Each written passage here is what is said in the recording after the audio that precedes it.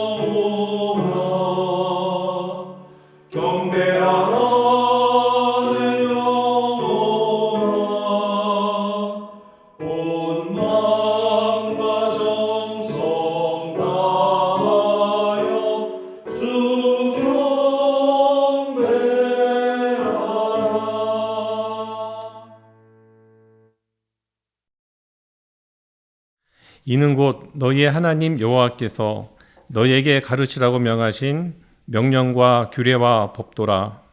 너희가 걸어가서 차지할 땅에서 행할 것이니 곧 너와 내 아들과 내 손자들이 평생에 내 하나님 여호와를 경외하며 내가 너희에게 명한 그 모든 규례와 명령을 지키게 하기 위한 것이며 또 내 나를 장구하게 하기 위한 것이라. 이스라엘아 듣고 삼가 그것을 행하라.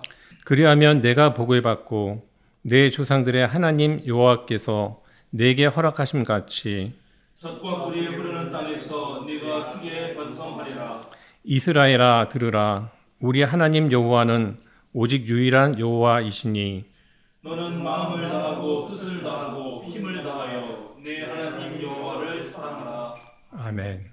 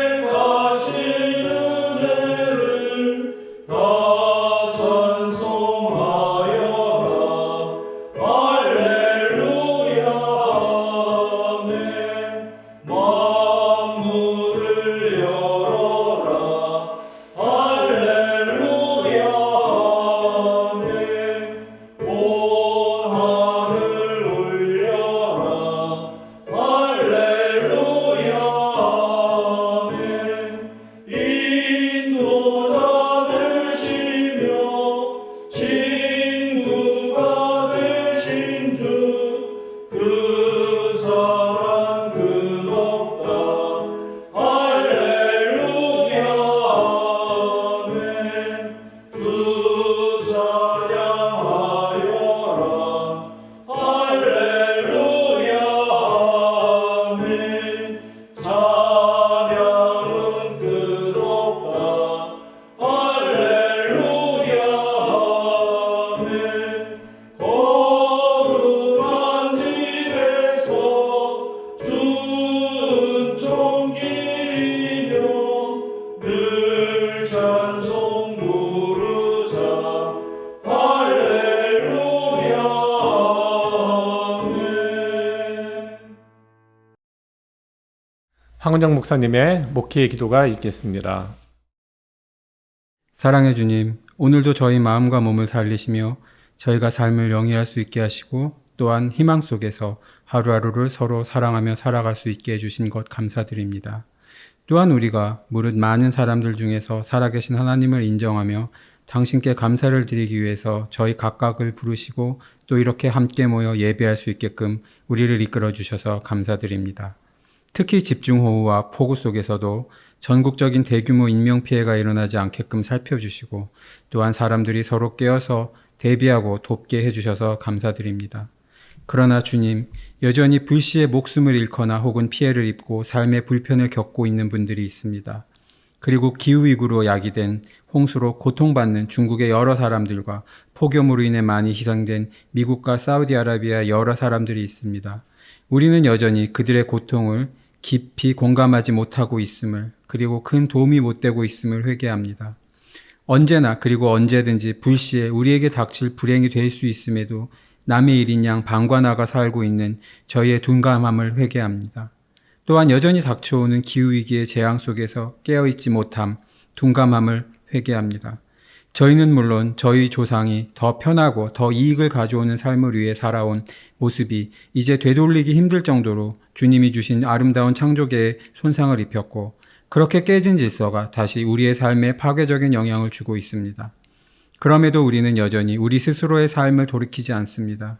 이윤을 위한 맹목적인 생산과 생각 없는 소비를 부추기는 사회, 혹은 깨어있지 못하건 결국 비슷하게 편익을 위해서 살아가고 있는 모습들, 그리고 저희 후손의 삶을 위태롭게 하는 저희의 생각 없음, 둔감함, 그리고 무신경함, 이 모든 저희의 죄를 용서하시고 저희의 마음을 새롭게 하시고 또한 그 죄의 결과를 아무쪼록 경감시켜 주소서.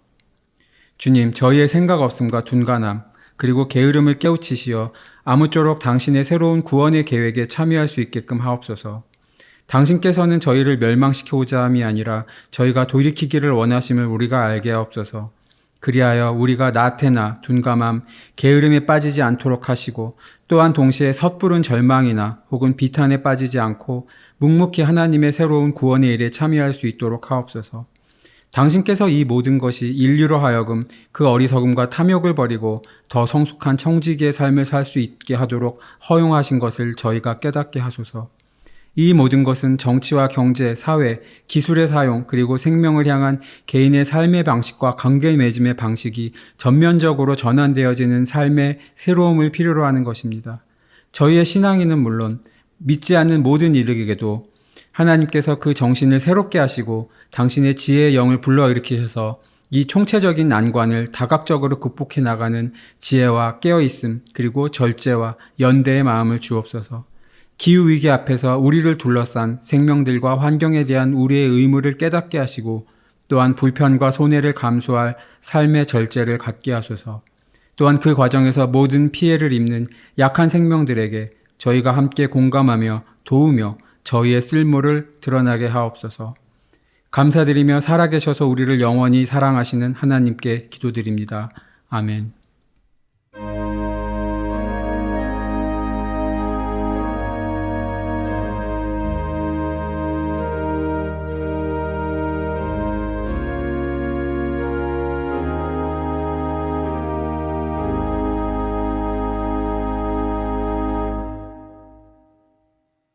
성령 강림 후 9째 주일 우리에게 주시는 성경 말씀은 마태복음서 25장 1절에서 13절, 요한계시록 3장 1절에서 6절 말씀입니다. 먼저 마태복음서의 말씀을 한 절씩 교독하시고 마지막 절은 함께 읽겠습니다. 그런데 하늘나라는 저마다 등불을 들고 신랑을 맞으러 나간 열 처녀에 비길 수 있을 것이다. 그 가운데서 다섯은 어리석고 다섯은 슬기로웠다. 어리석은 처녀들은 등불은 가졌으나 기름은 갖고 있지 않았다. 그러나 슬기로운 처녀들은 자기들의 등불과 함께 통에 기름도 마련하였다. 신랑이 늦어지니 처녀들은 모두 졸다가 잠이 들었다. 그런데 한밤중에 외치는 소리가 났다. 보아라, 신랑이다. 나와서 맞이하여라. 그때에 그 처녀들이 모두 일어나서 제 등불을 손질하였다. 미련한 처녀들이 슬기로운 처녀들에게 말하기를 우리 등불이 꺼져가니 너희의 기름을 좀 나누어다오 하였다. 그러나 슬기로운 처녀들이 대답을 하였다. 그렇게 하면 우리에게나 너희에게나 다 모자랄 터이니 안 된다. 차라리 기름 장수들에게 가서 사서 써라. 미련한 처녀들이 기름을 사러 간 사이에 신랑이 왔다. 준비하고 있던 처녀들은 신랑과 함께 혼인잔치에 들어가고 문은 닫혔다. 그 뒤에 나머지 처녀들이 와서 주님, 주님, 문을 열어 주십시오 하고 애원하였다. 그러나 신랑이 대답하기를 내가 진정으로 너희에게 말한다. 나는 너희를 알지 못한다 하였다. 그러므로 깨어 있어라. 너희는 그 날과 그 시각을 알지 못하기 때문이다. 다음은 요한계시록의 말씀을 한 절씩 교독하시겠습니다. 사대 교회의 심그른 꾼에게 이렇게 써 보내오라. 하나님의 7영과 7별을 가지신 분이 말씀하신다. 나는 내 행위를 안다. 너는 살아있다는 이름은 있으나 실상은 죽은 것이다. 깨어나라. 그리고 아직 남아있지만 막 죽어가는 자들을 굳건하게 하여라. 나는 내 행위가 나의 하나님 앞에서 완전하다고는 생각하지 않는다. 그러므로 내가 그 가르침을 어떻게 받고 어떻게 들었는지를 되새겨서 굳게 지키고 회개하여라. 만일 내가 깨어 있지 않으면 내가 도둑같이 올 것인데 어느 때에 내가 내게 올지를 너는 알지 못한다. 그러나 사대에는 자기 옷을 더럽히지 않은 몇 사람 몇이 있다. 그들은 흰 옷을 입고 나와 함께 다닐 것인데 그들은 그럴 자격이 있기 때문이다. 이기는 사람은 이와 같이 흰 옷을 입을 것인데 나는 그의 이름을 생명책에서 지워버리지 않을 것이며 내 아버지 앞과 아버지의 천사들 앞에서 그의 이름을 시인할 것이다. 귀가 있는 사람은 성령이 교회들에 하시는 말씀을 들어라. 아멘.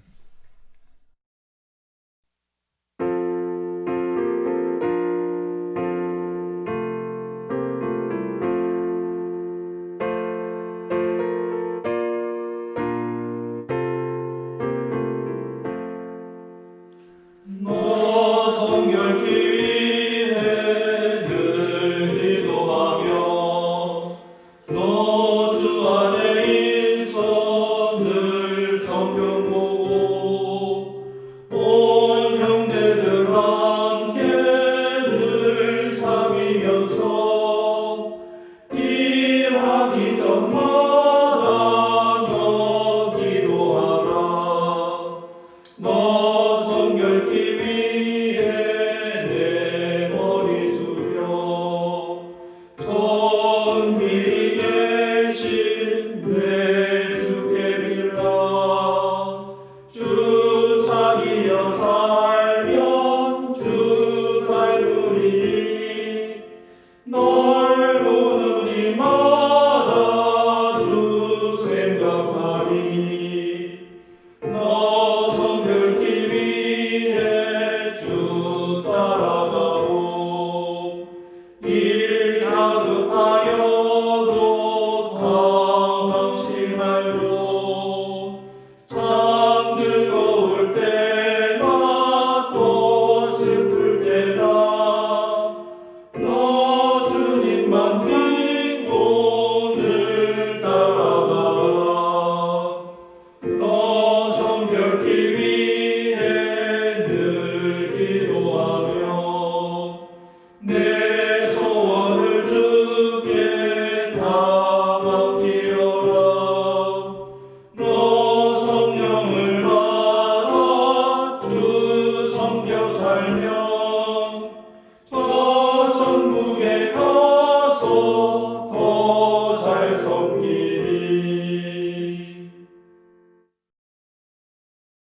한문동 목사님이 한밤중에 외치는 소리라는 제목으로 말씀 전해 주시겠습니다. 우리가 계속 살펴보고 있는 소아시아 지역의 7 교회들은 모두 공통적으로 이 로마 제국의 치하에서 어떻게 그리스도인의 그런 삶을 살아낼 것인가, 예수님께서 우리에게 알려주신 그 참된 복음의 소식을 지켜낼 것인가 하는 공통의 과제를 안고 있었습니다. 신앙의 문제는 곧 삶의 문제이고 또 어떤 사회를 구현하고자 하는가라는 그런 문제와도 이어집니다. 모든 문제들이 초월적 존재인 신에 의해서 결정된다고 믿었던 그 과거 시절에는 어떤 신을 자신의 주님으로 모시는가에 따라서 삶의 양태가 전혀 달라지고 그 사람의 정체성도 결정됩니다. 예를 들어서 세상에는 다양한 신들이 존재하고 또 그 신들 사이에는 우열 관계가 있고 계급 질서가 있어서 신들끼리 결혼도 하는데 웬만하면 강력한 신과 결합을 해야 되기 때문에 어느 신이 더 강한가 이런 것을 살펴야 하는 그런 사회에 사는 사람들, 그리고 그런 신을 믿는 그런 신화가 존재하는 사회에서는 세상 사람들 사이의 결혼도, 그리고 그들이 사람들을 선택하는 것도 역시 힘과 계급 질서에 따라야 했습니다. 다신호적 세계에서 사는 사람들의 기도는 자기가 하고 싶은 말, 자기의 소원을 계속 반복적으로 드리는 경향이 있었는데요. 그건 왜 그러냐면 신들이 여러 명이니까 이 신에게 가서 자기의 소원을 빌고 또 그 신이 들어주지 않으면 다른 신에게 가서 또 소원을 빌고 하다 보니까 그런 중언부언하는 기도가 유행하게 되겠죠. 또 대체로 이런 신앙의 형태는 자기가 직면한 문제 해결을 위해서, 그리고 자기에게 올 수도 있는 불행을 피하기 위해서 한 명의 신을 섬기기도 하고 여러 명의 신을 섬기기도 하고, 이 신이 마음에 들지 않으면 다른 신을 택해서 바꾸기도 하는 그런 모습이었습니다. 그러나 유일신 하나님을 믿는 사람들은 전혀 다른 세계관을 갖게 됩니다.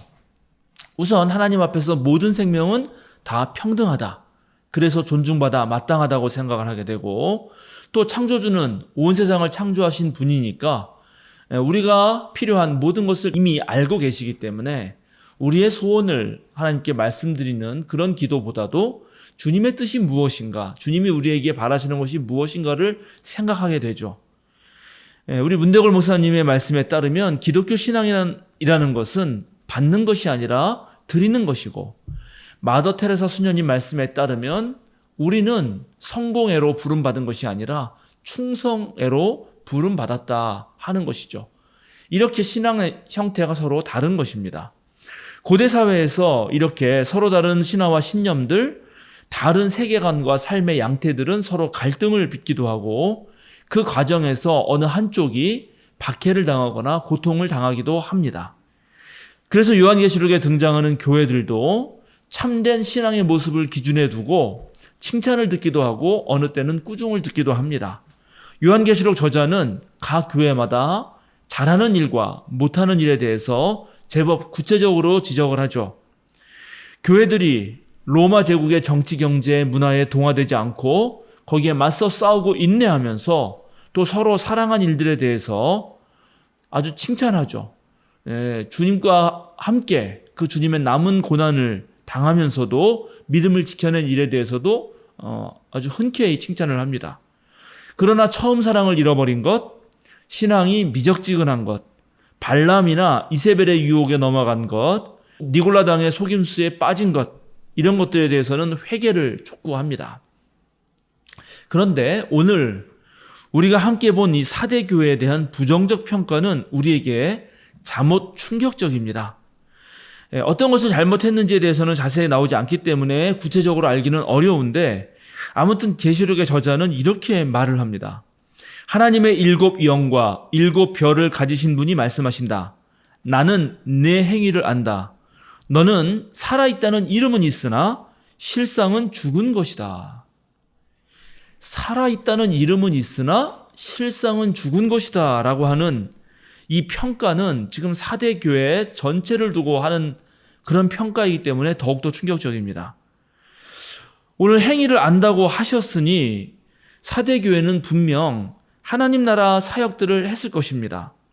그런데 겨우 몇몇 교인들만이 자기들의 흰옷을 더럽히지 않았고 대다수는 이미 죽은 믿음이거나 또 죽어가는 믿음이라고 그렇게 성서는 말하고 있습니다.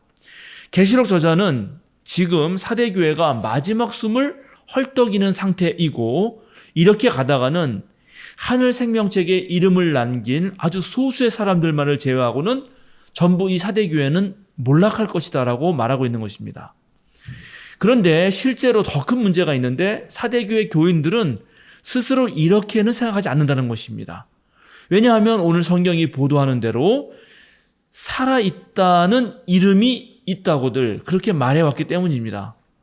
저 교회는 살아있는 교회야 라고 그렇게 제법 이름난 교회가 사대교회였다는 것인데, 그렇다면 당연히 그 교회 교인들도 아마도 자신들은 하나님 나라 사역을 잘 감당하고 있고 또 자신들의 신앙은 별 문제가 없다고 생각했을 것입니다. 그런데 오늘 요한계시록 저자의 평가는 사뭇 다르죠. 이렇게 말합니다. 나는 내 행위가 나의 하나님 앞에서 완전하다고는 생각하지 않는다. 여기서 완전하다는 말로 번역된 이 말의 원래 헬라어의 뜻은 채우다, 가득 차다, 충만하다 이런 뜻입니다. 그러니까 사대 교인들은 이 정도 믿음이면 충분하지 않아? 괜찮지 않아? 이렇게 생각을 했는데 요한계시록 저자는 그렇지 않거든? 이라고 말해주는 것입니다. 아직 불충분하다라고 말해주는 것이죠.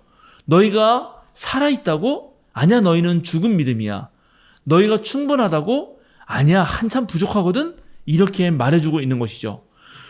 그러니까 요한계시록 저자의 이 편지가 사대교회 교인들에게 분명히 충격을 주었을 것입니다. 그렇다면 과연 사대교회는 무슨 잘못을 했던 것일까요? 사대교회가 무엇을 잘못하고 있는지에 대해서 추측할 수 있는 유일한 구절은 사실 4절 말씀 하나입니다. 이렇게 나오죠. 사대에는 자기 옷을 더럽히지 않는 사람 몇이 있다. 그들은 흰옷을 입고 나와 함께 다닐 것인데 그들은 그럴 자격이 있기 때문이다. 여기에서 자기 옷을 더럽히지 않았다는 말과 흰옷을 입고 주님과 함께 다닌다는 말 속에서 우리는 아주 작은 숫자, 몇 명만을 제외하고는 사대교회 전체가 로마 제국적 이방 문화에 동화되었다라고 그렇게 생각해 볼 수 있습니다. 사대 지역은 고대 리디아 왕국의 수도였는데 기원전 133년경에 로마에 편입됩니다. 그런데 AD 17년경에 지진으로 인해서 아주 폭삭 멸망했습니다. 로마의 도시이고 고대 왕국의 수도였으니까 이곳을 내버려둘 수 없었던 로마 황제 티베리우스가 5년 동안 세금을 면제해 주면서 아주 전폭적으로 이 도시 재건에 힘을 쓰죠. 그래서 사대 시민들은 로마 황제의 은택을 입었기 때문에 자신들의 도시를 황제의 사대라고 불렀습니다. 당연히 이 도시에는 아우구스투스 신전과 아르테미스 여신의 신전이 있었고 이 도시는 금광산업과 모직산업, 상업이 발달했습니다. 인구 한 10만 명 정도가 되는 그런 도시였습니다. 사대 또한 로마 제국이 추구하는 가치와 생활생애가 아주 깊숙이 스며들어 있던 도시였고 그래서 그랬는지 사대교회 교인들이 바로 그 다수가 이 문화에 동화되었다는 것입니다. 한편 소아시아 지역에는 키벨레 여신 숭배가 널리 퍼져 있었습니다. 원래 키벨레 여신이 아나톨리아, 그러니까 지금 우리가 말하고 있는 이 소아시아 지역의 대모신, 지모신, 땅의 신이었거든요. 그런데 이 키벨레 여신을 섬기는 사제들은 스스로 고자가 되면서 이 키벨레 여신에게 드리는 제사 때마다 황소를 잡아서 그 피를 자기들의 흰옷에 물들이는 그런 의식을 행했습니다. 바로 그 황소의 피로 자신들이 성결하게 된다는 의미였습니다. 그런데 이 사람들 입장에서는 그렇게 생각할지 모르지만 참된 그리스도인의 입장에서는 그것이야말로 자기 옷을 더럽히는 행위, 즉 부정하게 하는 행위가 되었을 것입니다.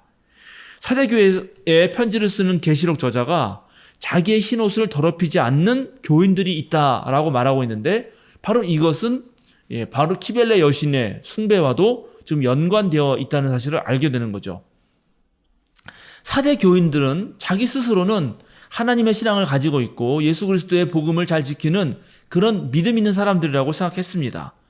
그런데 하나님의 7영과 7별을 쥐신 그런 주님의 아주 날카로운 분석 속에서는 죽은 믿음이었다고 지금 선포되고 있는 것입니다.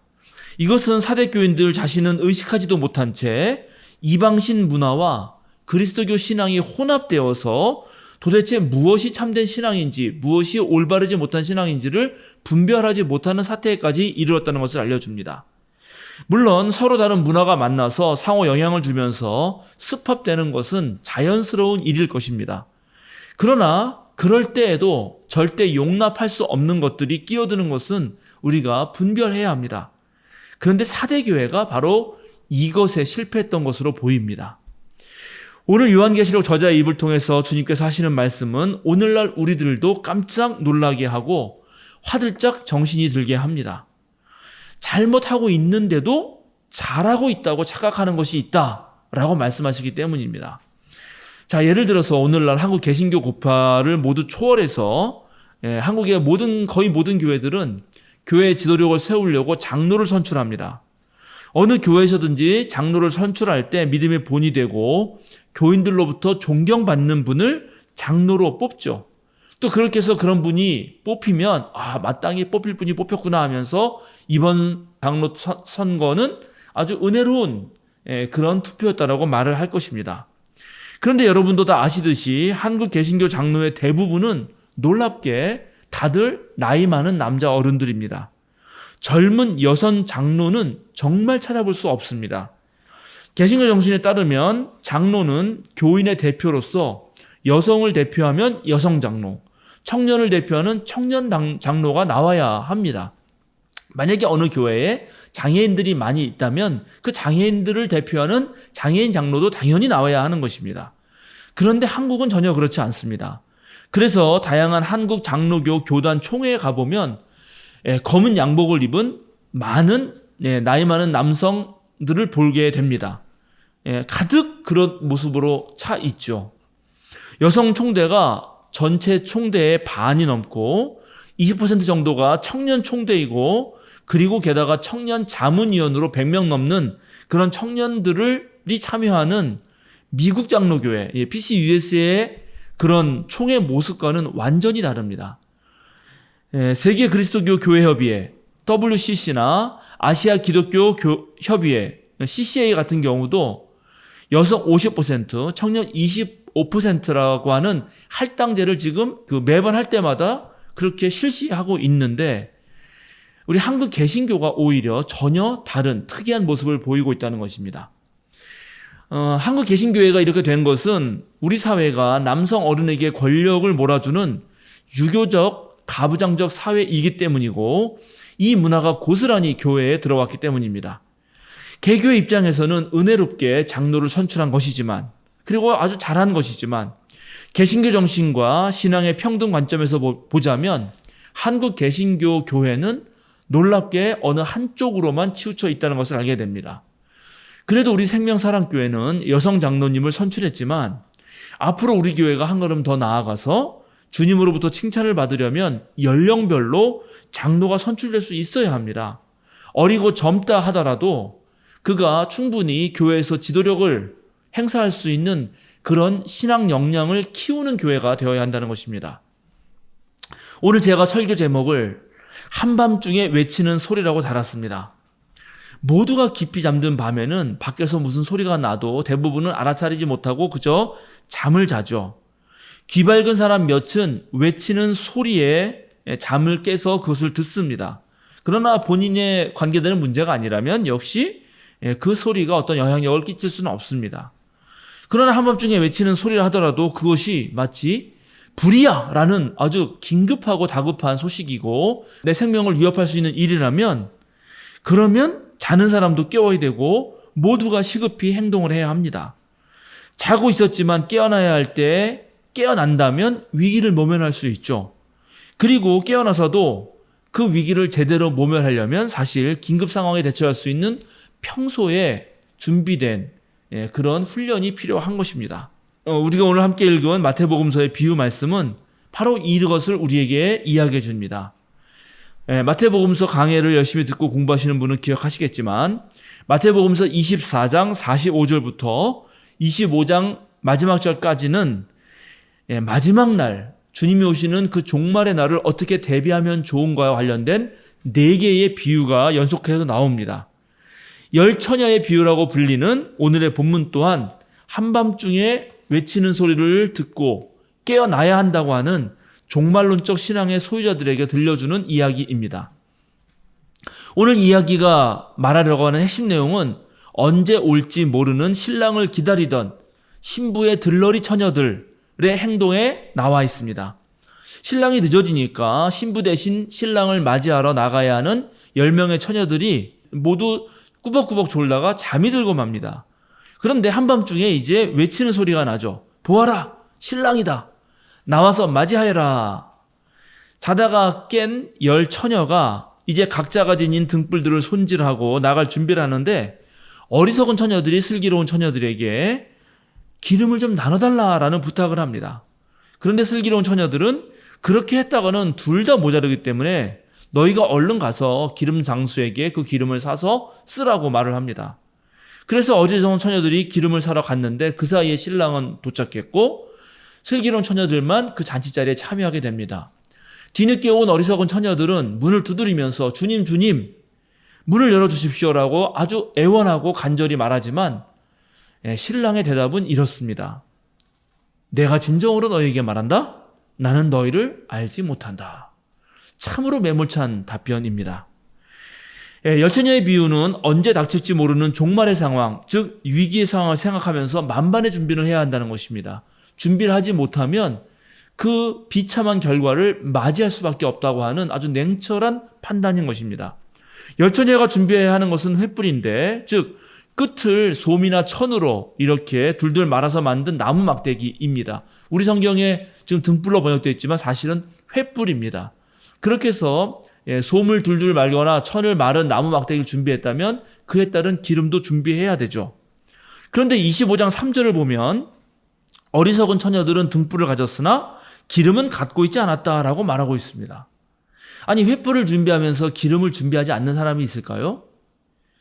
만약 그런 사람이 있다면 그 사람은 정말로 뭘 모르는 어리석은 사람이거나 아니면 횃불을 준비하는데 너무나도 허술하게 소홀하게 했던 것이죠. 만약에 오늘 이 구절을 아예 준비한 것은 준비 안 한 게 아니라 준비를 하긴 했는데 더 긴박한 순간이 왔을 때 여분의 기름을 준비하지 못한 것이다, 그렇게 이해를 한다면 이것은 위기를 대비해서 훨씬 더 철저한 준비를 해야 한다는 그런 경고로 읽어낼 수 있습니다. 열 처녀의 비유를 비롯해서 앞뒤로 이어나오는 4개의 연속 비유는 모두 하나님 나라가 도래할 때 그리스도인은 어떠한 믿음을 가져야 하는가를 다루고 있기 때문에 오늘 비유도 문자 그대로 무슨 사실로 읽기보다는 정말 어떻게 하면 우리가 주님을 제대로 맞이할 수 있는가, 알맞은 형식과 그에 따른 내용은 무엇인가를 고민하는, 그리고 생각하면서 읽어야 하는 본문입니다. 횃불은 준비했지만 기름이 없다면 무용지물이 되듯이 번듯한 교회 건물과 제도와 조직은 갖추고 있지만 그것을 운용할 교인들이 제대로 훈련받지 못하고 준비되지 못한다면 그 교회는 또한 무용지물이 될 수 있다는 것이죠. 오늘 사대교회가 바로 그랬던 것입니다. 겉으로는 이름이 났는데, 그렇게 이름 날만한 곳처럼 보였는데 막상 그 내부를 살펴보니까 준비가 전혀 되어 있지 않고 실제로는 죽은 믿음이었다 하는 것입니다. 지난 6월 24일 화성 아리셀 공장에서 화재가 발생해서 중국인 17명, 라오스인 1명, 한국인 5명 모두 23명이 목숨을 잃었습니다. 이런 대형 참사들이 일어날 때마다 후속 보도를 보면 겉으로는 안전에 문제가 없는 것처럼 보이지만 막상 실상은 그렇지 않았다는 것을 알게 됩니다. 이 공장도 정기 점검에서는 문제 없다라고 판단받았다는 거 아닙니까? 화성 아리셀 공장에서는 그럼에도 불구하고 종종 작은 화재들이 발생했습니다.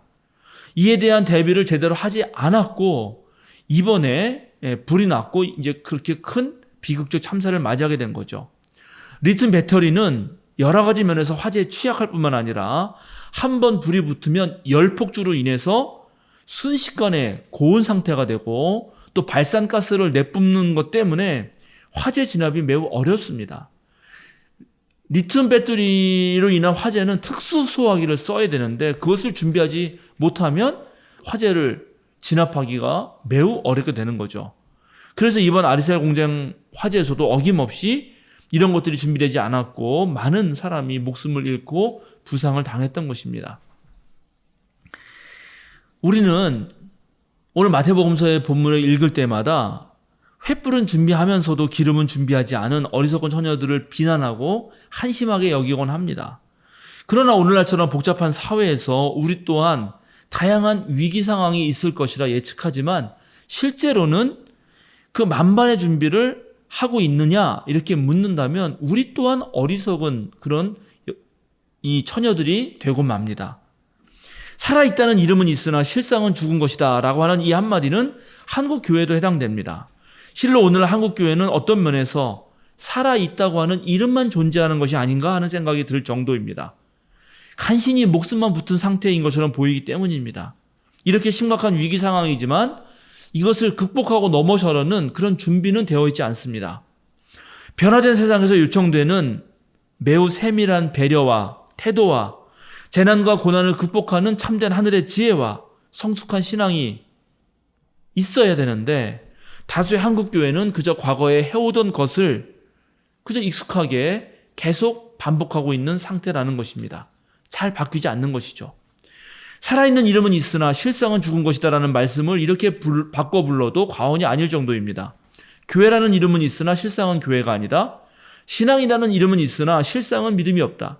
하나님의 이름을 외치지만 실상은 하나님을 섬기지도 않는다.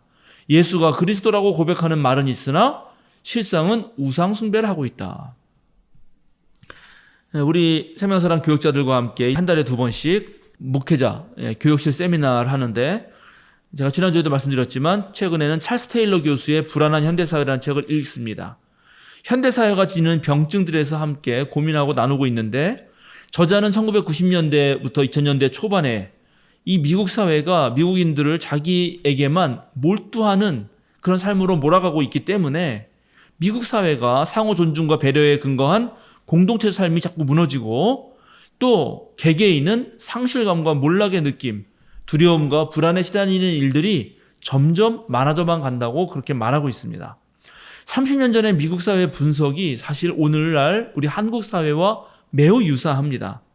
지금 한국도 사람들은 가면 갈수록 저마다 자신에게만 관심을 두고 있고 이것이 우리 사회를 근원적으로 병들게 하는 이유가 되고 있습니다. 이 세상 전체를 생각하고 공동체가 함께 나아가 있게 생각하기보다는 당장 자기에게 피해가 없는 것, 또 자기만 좀 어떤 혜택을 입을까 이런 것들이 훨씬 더 관심이 많다는 것입니다. 이런 상황에서 우리 그리스도인들조차도 사실은 훨씬 더 공동체적 삶에 대한 꿈을 꾸어야 되는데 어떠한 영향력도 주지 못하고 있는 상태입니다.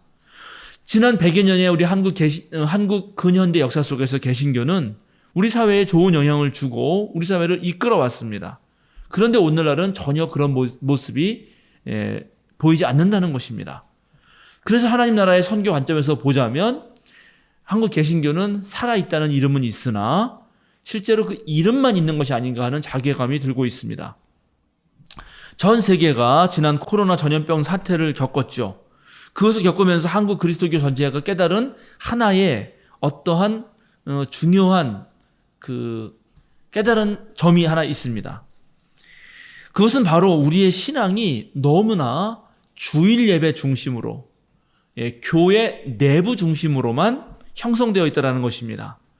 우리 생명사랑교회가 지향하고 있는 생활 신앙이 아니라 주일에 그저 한 번 교회 와서 예배 드리는 것으로 신앙생활의 전부를 다한 것인 양 생각했다는 것입니다.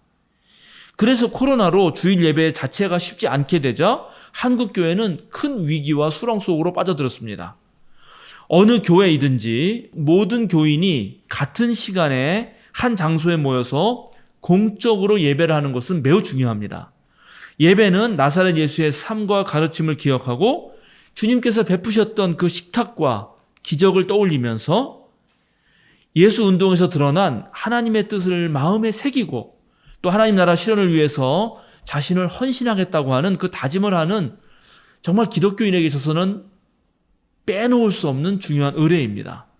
혼자가 아니라 함께 정기적으로 자신의 신앙과 삶을 성찰하면서 드리는 예배는 신앙인으로서의 자기 정체성을 내면화하고 강화해 줍니다.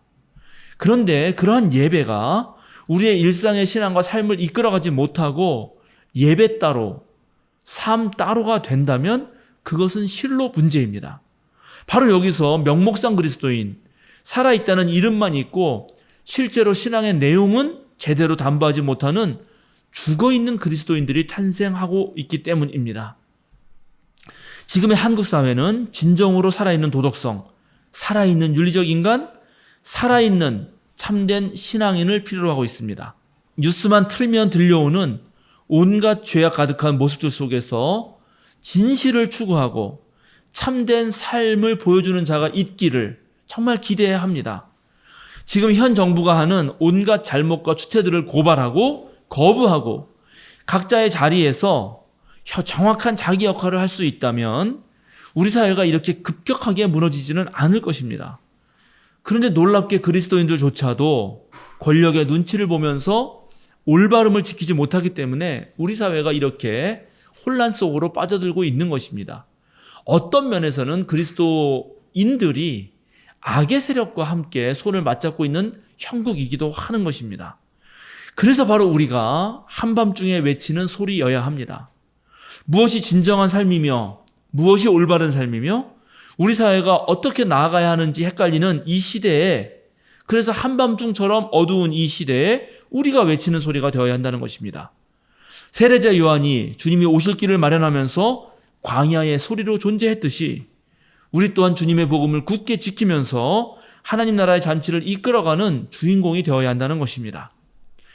주님으로부터 강한 경고를 받았던 사대교회, 이 사대교회는 그 이후에 어떻게 되었을까요?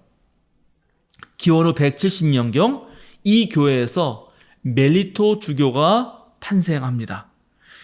이분은 황제 마르쿠스 아우렐리우스에게 그리스도교 신앙을 설명하고 또 신학과 윤리학에 관한 여러 명저들을 저술했습니다. 구약 정경 목록의 확정에 기여했고 성경을 그리스도교 관점에서 그리스도론의 입장에서 읽어야 한다는 것을 아주 강조했던 위대한 신앙인이었습니다. 이 교회에서 이러한 위대한 인물이 나올 수 있었다는 것을 볼 때 사대교회는 계시록의 편지를 읽고 자신들의 모습을 되돌아보면서 아마 회개하고 더 나은 길로 나아갔던 것으로 보입니다. 우리 세면사랑교회는 우리 스스로를 평가해 볼 때 참 잘하고 있다라고 생각하는 교회입니다. 오늘과 내일 어린이부 성경학교가 진행되는데 이것을 준비하는 그런 우리 교역자들과 교사들의 모습을 보면 정말 마음이 흐뭇하고 자랑할 만하죠. 우리 교회는 작지만 사랑과 헌신으로 똘똘 뭉친 그런 신앙의 단단한 모습이 있기 때문입니다.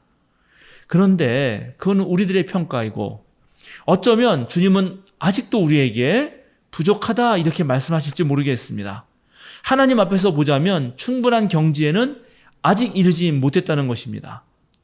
그래서 여러분, 또 저도 마찬가지지만 우리가 끝까지 노력해서 우리 주님과 함께 흰 옷을 입고 영원한 생명책에 기록될 그날까지 함께 더 나아가야 합니다. 여러분들이 같이 올라는 이 시대에 정말 주님을 올바로 섬긴다면 주님께서는 분명 하나님 앞에서도 저와 여러분, 우리 모두를 시인할 것입니다. 그때 주님이 우리의 이름을 시인할 그 이름은 이름만 있는 이름이 아니라 실상 살아있는 이름이 될 것입니다. 함께 기도하겠습니다. 하나님, 오늘 우리는 사대교회에게 하시는 주님의 말씀을 들었습니다.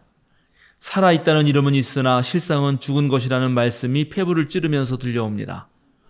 혹시 우리 또한 위선적 믿음을 지닌 것은 아닌지, 제 눈에 들보를 보지 못하고 있는 것은 아닌지 성찰해 봅니다.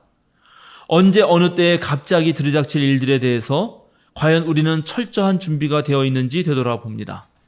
주님, 우리가 슬기로운 다섯 처녀처럼 이 시대를 이끌 참된 신앙의 내용을 준비하게 하소서. 생명사랑교회는 살아있다는 그 이름이 허상이 아니라 실상이 되게 하여 주소서. 그 길을 위해 한밤중에라도 외치는 소리가 되게 하소서. 우리의 친구이시자 주님이신 예수 그리스도의 이름으로 기도드립니다. 아멘.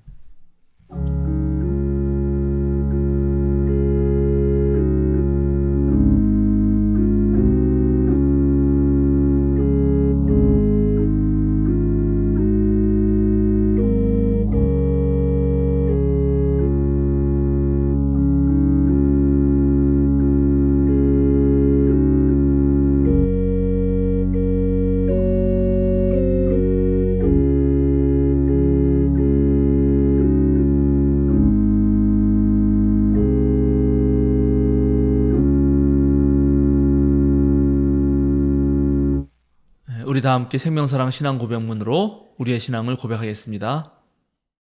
우리의 궁극적 의미이신 하나님은 세상을 사랑으로 품으시고 따스함으로 다독이시며 모든 생명을 창조하시는 근원입니다. 참 인간으로 하나님과 일치를 이루신 예수님은 흔들림 없는 사랑의 나라를 꿈꾸게 하시고 그 꿈을 지금 여기에서 누릴 수 있게 하시는 희망이며 우리가 이루어갈 구원의 기준입니다. 모든 생명을 사랑으로 충만케 하시는 성령님은 우리의 삶과 역사를 진리로 이끌어 주시고 우리를 깨우셔서 선한 뜻을 따르게 하십니다. 삼위일체 하나님을 만난 우리는 서로의 다름을 인정하고 약한 이들의 아픔에 민감하게 반응하며 그들과 함께 하겠습니다. 우리는 아름답고 선한 것에 주목하고 하나님의 창조 세계를 지키며 생명을 살리는 삶을 살겠습니다. 우리는 세상의 욕망에 휘둘리지 않고 하나님 나라의 가치인 생명, 평화, 정의에 따라 살 것을 다짐합니다. 우리는 하나님, 예수님, 성령님께서 참 그리스도인으로 살아가려는 우리와 항상 함께 해주심을 믿습니다. 아멘. 보냄 찬송 445장 태산을 넘어 험곡에 가도 다 함께 부르시겠습니다.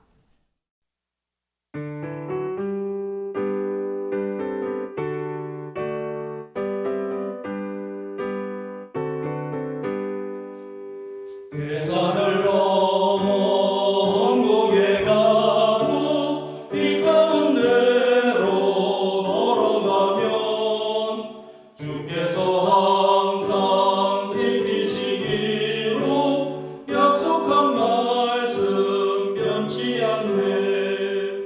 하늘의 영광 나의 맘속에 차고도 넘쳐 할렐루야를 힘차게 불러 영원히 주를 찬양하리.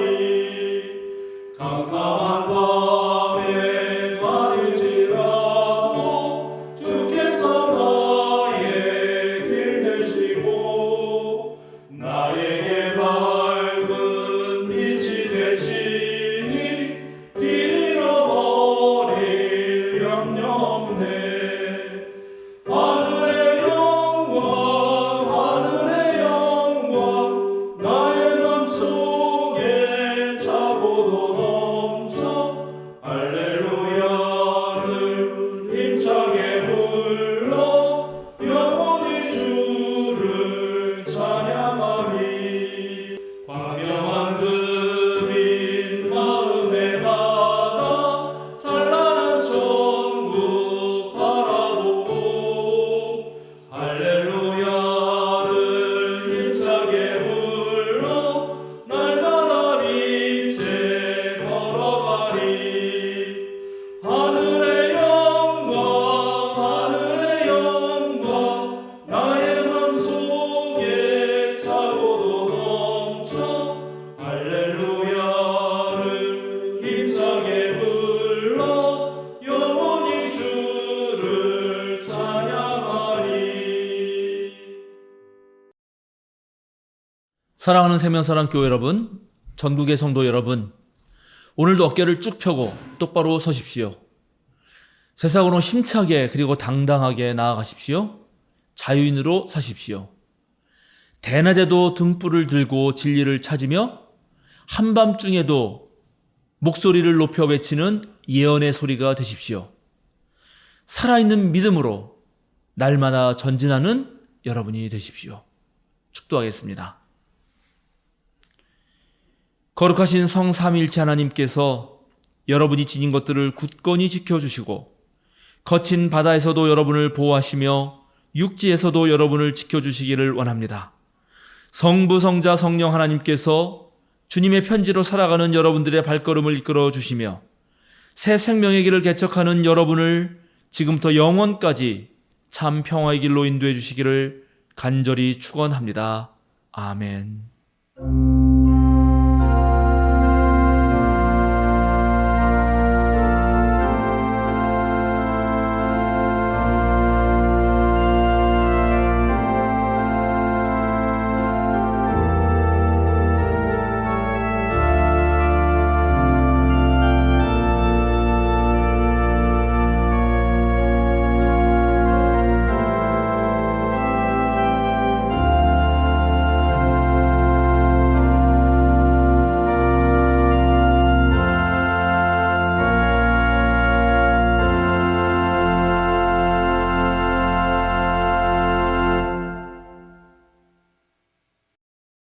사김과 알림 시간입니다.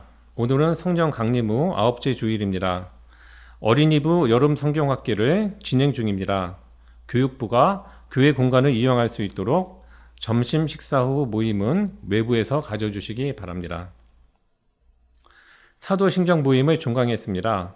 9월부터는 청년 예수의 삶과 가르침으로 이어갑니다. 많은 참여 부탁드리겠습니다. 7월 추천 도서는 디트리히 본휘포의 성도의 공동생활입니다. 8월 추천 도서는 아우구스티누스의 고백록입니다. 7월 29일, 8월 10일 오전 10시부터 12시까지 도봉소원 종합사회복지관에서 우리 교회 공간을 사용합니다. 교육부 여름 성경학교 일정을 위해 기도해 주시기 바랍니다. 어린이부와 유치부는 7월 7일부터 3번의 주일 동안 여름 성경학교 주제로 교육을 시작합니다. 어린이부는 7월 21일부터 22일 1박 2일에 거쳐서 교회에서 교육활동과 외부 활동을 진행합니다. 청소년부는 7월 29일부터 7월 31일 2박 3일로 한신대학교 교목실에서 진행하는 청소년 캠프에 참석합니다. 다음 주 생일자는 7월 26일 이준일 장로입니다. 오늘 함께 예배 드릴 수 있어서 감사합니다. 오늘 함께 누린 은혜가 한 주간 힘이 되길 원하며 한 주간 평안하시길 바라겠습니다. 감사합니다.